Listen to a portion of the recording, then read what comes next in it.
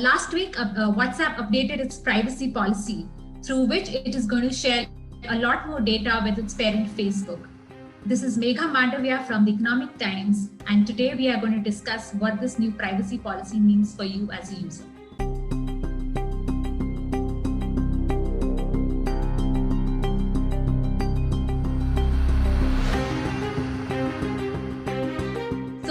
When last week WhatsApp released its new privacy policy, it said specifically that it will be sharing a lot more of users' data with Facebook. Now, there are a lot of concerns around it. So first, let's discuss what's the kind of data that WhatsApp is going to share with Facebook. The first part is metadata. So your profile status, your photograph, your payment information, your IP address, your signal strength, your battery strength, your device ID, your location. All of this information will now be shared, or they will be allowed to share with Facebook.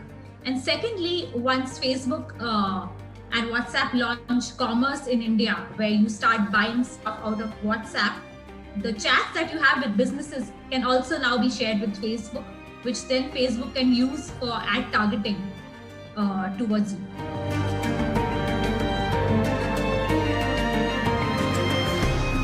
Personal chats between friends and family will not be shared for Facebook. It remains encrypted as the chats with businesses do.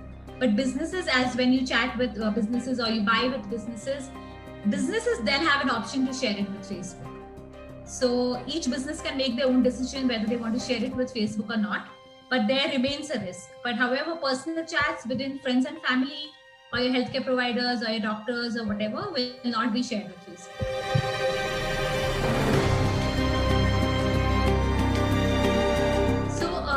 There are mainly three drawbacks. One is from the privacy point of view, one is from the security point of view, and one is from the business general data monopoly point of view. First is the privacy point of view. The more data that WhatsApp shares with Facebook, Facebook can draw a better and a large profile of you as a user. What you purchase, when you purchase, how much you spend, what kind of device you use. And that they can use to target better ads of you. So that's their privacy concern, because a lot of users are not comfortable with sharing so much of their personal data with Facebook.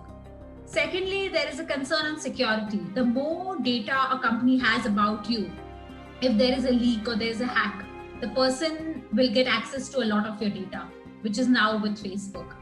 And there is also a concern that if this data will be misused by Facebook or others. And the third concern is that globally and in India, there has been a concern that the more data that a company has, it creates data monopolies. Rather than 10 companies having a little bit data of you, one company has a lot of data of you, which kind of creates concerns that, it becomes an all-powerful entity in the world.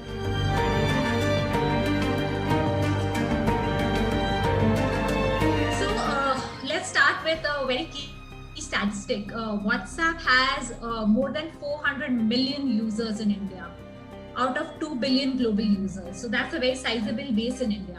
So it's firstly, there are two things. Is there a choice to accept this new change? No. If you don't want to accept it, then you lose access to the WhatsApp, which will then you lose your connections to your colleagues, to your friends, to your family. Secondly, there are other options which are coming up now, which are getting more and more popular, which is Signal and Telegram. But it's not easy to expect everyone to switch to those apps. It's not, easy for friends and family and everyone. So unless everyone, all of the 400 million users move to another app, it's very difficult to completely abandon WhatsApp, which makes it a monopoly, and therefore it's problematic.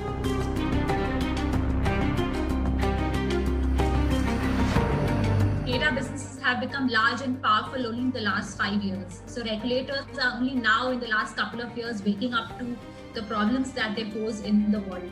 So first, from an India specific point of view, this policy is not just India specific, it's global specific, except Europe, where the regulators have restricted WhatsApp from sharing a lot of data with Facebook. But from an India point of view, there are two things. India desperately and quickly needs a data protection law, which is right now in the works for the last 2 years. If we have a data protection law, then the consumers and the users have a legal recourse if something goes wrong. And secondly, from a data monopoly point of view, globally, there's a call to break up Facebook, because now Facebook owns Instagram, it owns WhatsApp, and it also has its Big Blue app, which users use for social media. So there's a call to break it up, so there is not too much power with these companies. But it is still work in progress, and we have a long way to go on these questions because they're very complicated.